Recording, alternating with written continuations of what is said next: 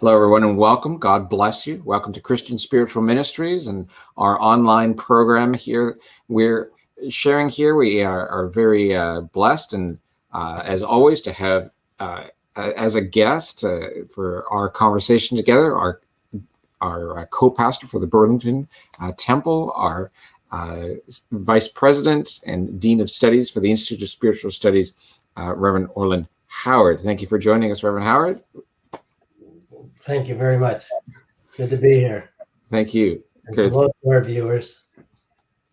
And what we thought we'd do today, we have a video that we have yet to share with everyone that we just moments ago reviewed from a chance we had to record on Edification the last time in our cycle that it came around, so from previous quarter. And we thought that we'd just add just maybe a minute or two of additional thoughts that that were important to us as we were re-listening to that. So, Orland, I don't know if you want to just take it away. What we talked about, especially at the time of this recording, we're in a time of additional lockdowns across Ontario, Canada, where we're filming. We know that this is happening all throughout the world because of COVID-19 and this particular coronavirus that has moved through the world population. So there's still some fear and some serious concerns out there, and the importance of edification kind of struck home as we were watching that video we're about to share with everyone. We were wondering about this understanding of, well, what's some real practical edification that we should keep in mind right here and now? Like how important is it that we're taking this time to build people up? What should we think on that? Well, first, what comes to mind is simply a acknowledgement that someone is there even. And often you might be out and people walk by you, they don't even look at you. And you notice the difference between the communication skills of some people when someone walks by and they at least make eye contact, even if they don't say a word. Sometimes they smile with their eyes or with their facial expression, but it's a simple acknowledgement that you're there. And it's easy to forget sometimes when we're so wrapped up in our own concerns. And it's important for people to be acknowledged, even in the simplest form, not just lifting one up to a height of importance, because everyone is important, and that's the key to being constantly aware of your surroundings and other people's body language, how they might be feeling, the words they speak, perhaps even the look on their face, despite what they're doing that they might have a problem with. And even if they're not, somebody can be smiling and you just say hello. It's a simple communication, and that's an acknowledgement of a brother or sister in spirit, so to speak, and brother and sister in the material. I think we've all felt at some point where we've even smiled at someone and they didn't smile back. And you can't always guarantee that's going to happen. But what did you think about that after? What did you think about the time that you opened the door and no one said thank you? We shouldn't always look for that reward, but you notice it when they don't reciprocate. It's not so much the reciprocation as the communication. And many things come down to simple communication and acknowledgement. And on top of that, you look at how well do we receive praise or acknowledgement ourselves. And sometimes we say, oh, that's okay, you don't have to do that. But someone that feels moved enough to say thank you in some way or to acknowledge something, whether it's a card or, I'll buy you a coffee, or I'll take you to lunch, or something. Yeah. Or even someone that a stranger, and they want to give you $5 or $10 for something that you did that seems to be nothing. You don't always have to take the money. You could always say, well, just buy me a coffee, or it's the smile on your face that repays me in some way. And in the truth, the smile is worth more than the $5 that someone might offer you. But you notice the older generation would always offer a child money of some sort because they helped them in some way. That's right. And many a child has said, I'm not supposed to take the money. I'm just supposed to do it, because if I take the money, my parents are going to get upset with me. Right. But they push it into your hand and say, well, you just tell them and come and speak to me. But take the money because I want you to have it. Excuse me. But it's the simple acknowledgement. It's not really necessary about the form. Well, it is important, but you have to acknowledge in a proper way. Yeah, polite, smiling, kindness. Yeah, respect. Yes, I mean, if you just open the door for someone, you don't expect $1,000 check. Yeah, don't put your hand out. That's considered rude, unless you happen to be in uniform and that's your job. Yeah, but, don't open the door and then put your hand out. And I like what you have to say there, Orland. There's kind of two important parts there in this present world, and it's only accentuated the fact that many of us feel isolated from each other.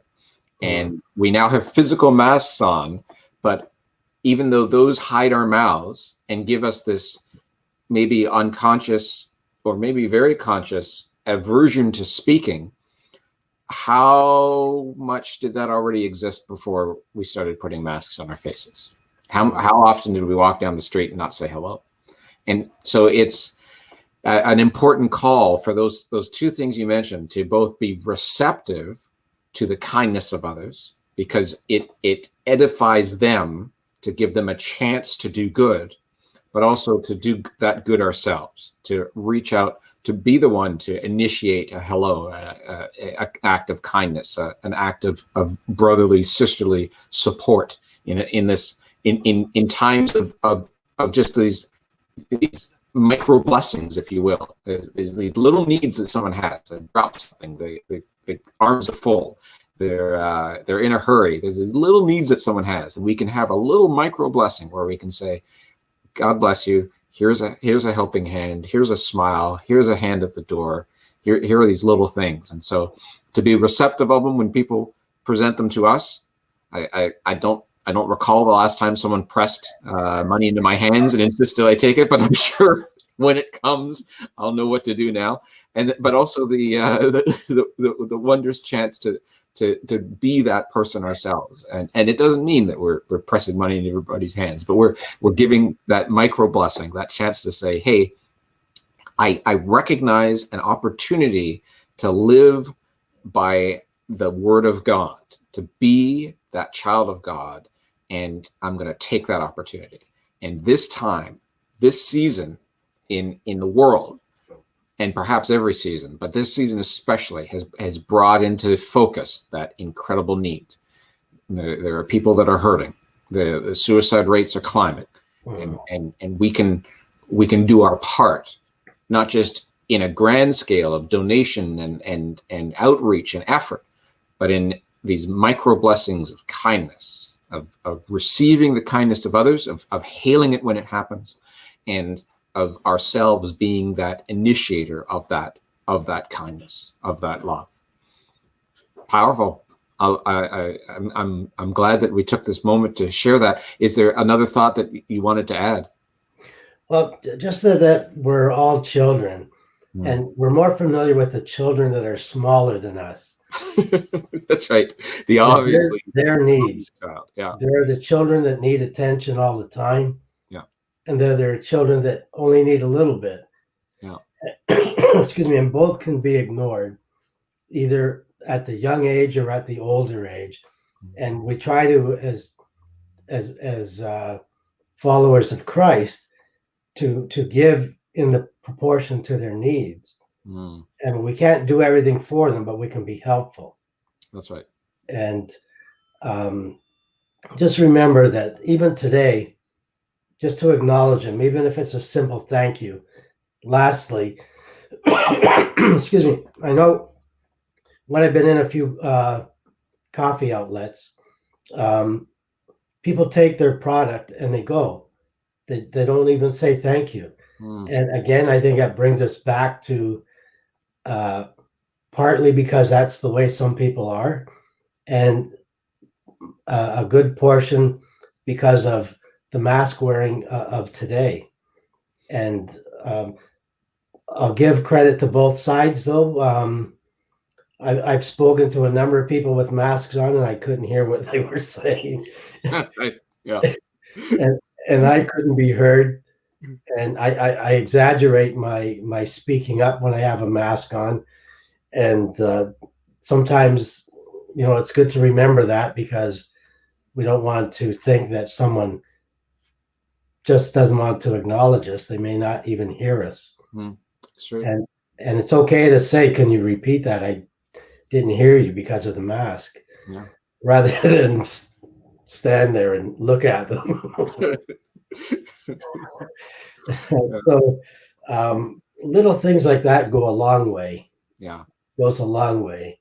And everybody needs to be acknowledged, especially if it's right there in front of you. It's easy to do. That's right.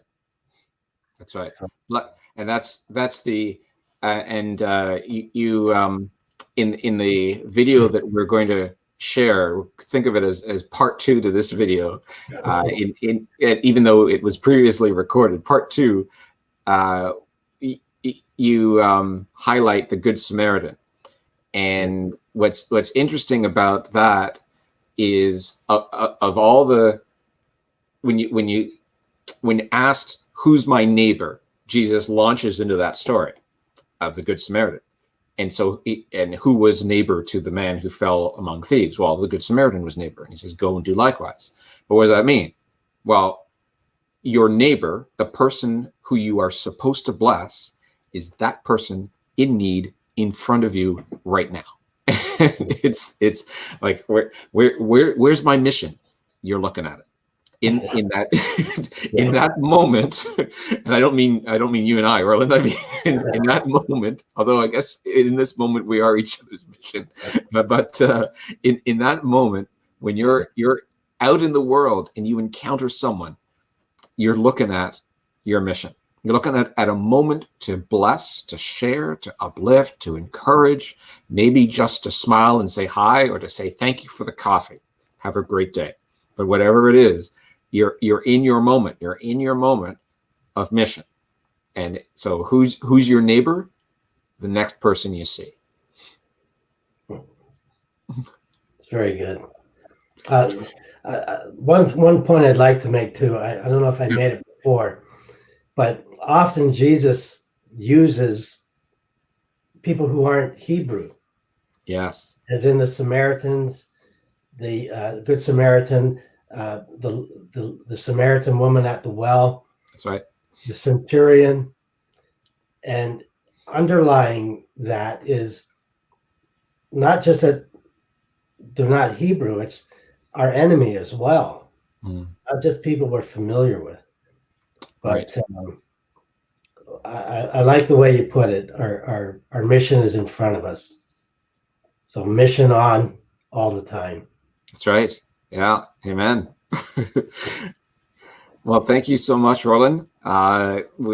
We recorded part 2 first, and so when our friends who are with us now, you tune into that next video that's going to queue up after this, and we encourage you to enjoy it.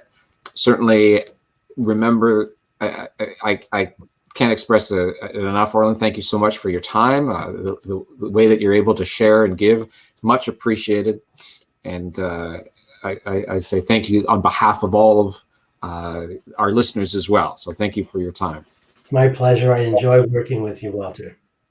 Thank you. Thank you. It's mutual. And God bless all of you who are paying attention. Again, click through, continue after this to part 2. And we hope that it's a blessing unto you, but not just you. We hope that this inspires you and helps you to be a blessing unto others, that you might, in a way, pay it forward. And if it's just with a hello, that's enough. You're called to do that which you're able in the moment, when the moment arises. So be ready. And as you said, Orland, mission on. We're on mission all the time. So thank you for being with us, friends, and God bless you all. God bless everyone.